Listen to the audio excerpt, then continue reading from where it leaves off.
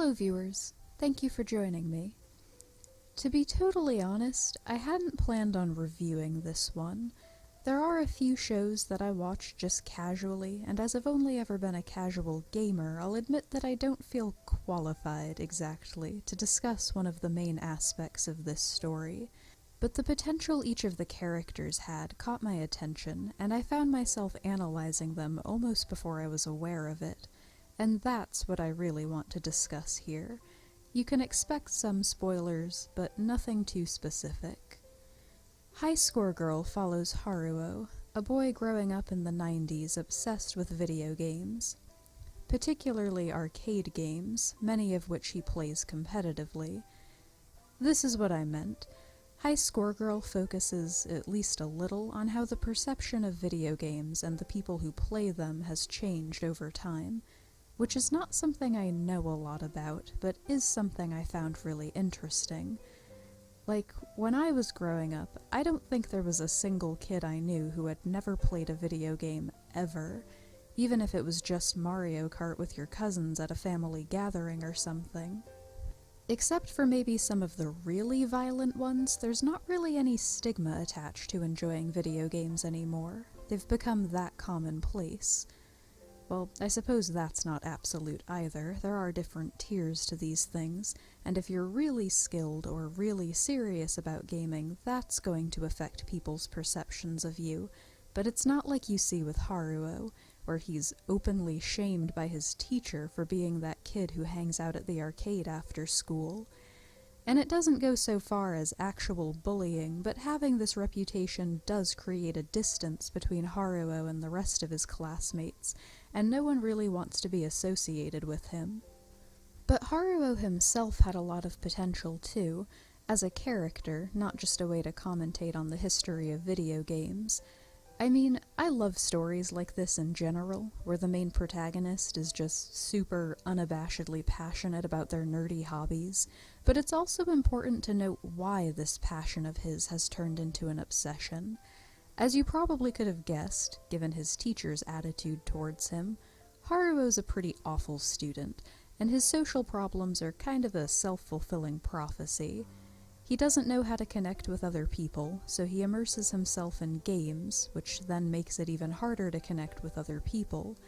He dreams of being a professional gamer, but also genuinely believes that video games are the only thing he is and will ever be good at. So his pride as a gamer is his most prominent character trait, and it's put to the test when he runs into one of his classmates, taking down challenger after challenger at the arcade one day. Akira Ono is from an extremely wealthy, respectable family. Everyone at school loves her. Basically, she's the polar opposite of Haruo in every way. And it rubs him the wrong way to see her moving in on his territory, but she defeats him as well, and so begins their rivalry, which slowly morphs into a friendship as they get to know each other better. Ono was probably the most interesting of our three leads. There is another girl who I'll get to in a minute. To say she's generally very reserved and proper would be an understatement. She doesn't actually say a single word throughout the entire series. Haruo just gets better at reading her actions and expressions as they spend more time together. And though he's the one no one respects, it becomes clear pretty quickly that she's the more childish one. As the two get more comfortable around each other, she develops this habit of reacting violently and beating him up whenever he says something to embarrass her or she doesn't know how to express herself, which was kinda cute when they were kids, but still troubling. I mean, it wouldn't be quite so troubling if she grew out of it, but we'll get to that. I really liked the dynamic between Haruo and Ono. This rivalry of theirs is something they keep just between themselves for a long time, so it was interesting to see their classmates fawning over her and berating him for literally anything and everything within the same scene, while knowing from the audience's perspective that he's the only one who actually understands her. Ono's interactions with her classmates were, I hate to just say interesting over and over again, but they really cemented in one of the biggest things about her character for me. Ono struck me as someone who's used to playing whatever part is asked of her, It's a bit of a stretch to say she's interacting with them at all. She doesn't speak, she barely acknowledges them at all, she's kind of just there, and her classmates all flock around her and fill in the blanks with whatever they want to see. We know she comes from a very wealthy, very proper, very strict family.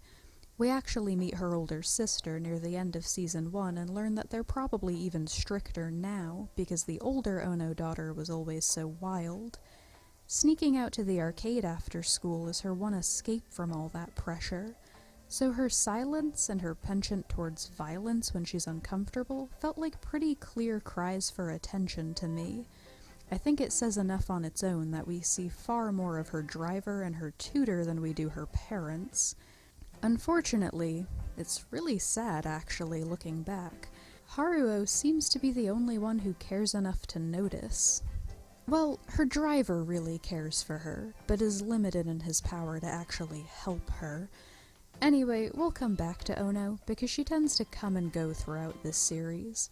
The first time, her family moves abroad for a few years, following a job transfer, which gives Haruo time to get to know Koharu Hidaka, another girl in his class, who was also set up to have a lot of potential. She was the class rep, I believe, and fit that part. She's very serious and doesn't think much of Haruo at first. It's gotten to the point where her parents are worried that she doesn't know how to have fun. Her dad installs a few games outside their shop, which quite literally brings Haruo to their door, and she starts spending time with him, trying to understand the appeal of video games, which, as it turns out, she happens to have a lot of natural talent for.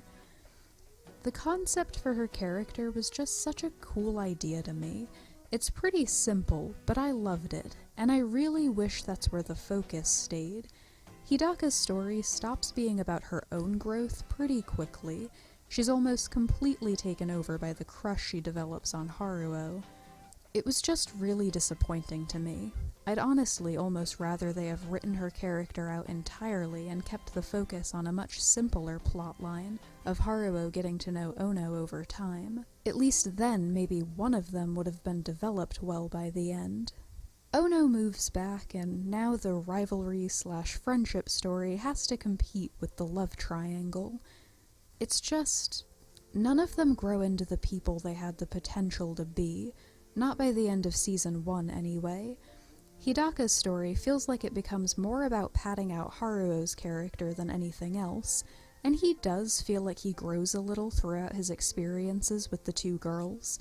He does start to befriend some of his other classmates as the series goes on. Though, interestingly, home consoles are a thing by that point, so I guess it's also possible that some of it is because their attitudes have changed, that gaming culture has already become more widely accepted, but I'd like to attribute at least some of it to Haruo's growth as a person. Unfortunately, he still hasn't really gotten to the point where he can really understand others outside of a gaming context. Hidaka tries to force that out of him by confessing her love and challenging him to a sort of mini-tournament where he has to go out with her if he loses. It doesn't really work though, and the love triangle is still left kind of open-ended, though it is pretty clear which direction that side of the story is going. Honestly, it's probably because Haruo is still so awkward and closed off that Ono never reaches her full potential either, as her own growth relies pretty heavily on him.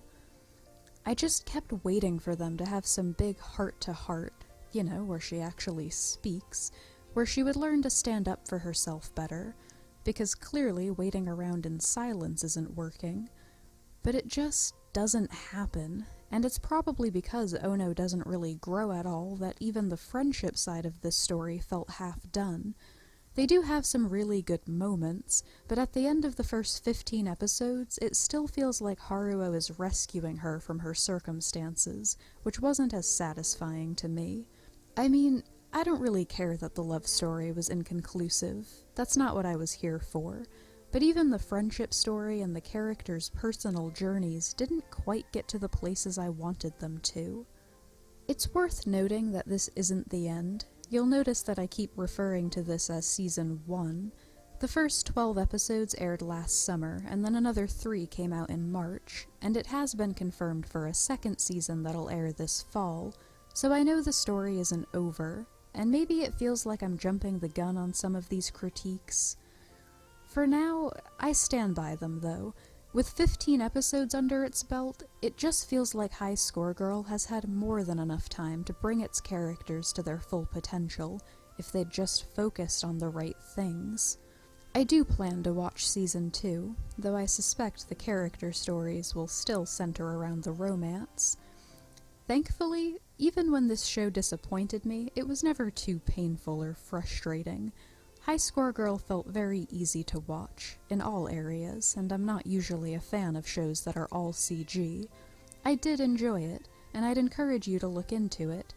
I do think the thing it does best, the way it tracks the history of and attitudes around video games over time, is the one aspect that I know the least about, so I know that area of this review was a bit lacking, and I'd suggest you watch High Score Girl for that alone if that's of interest to you. Thank you for watching.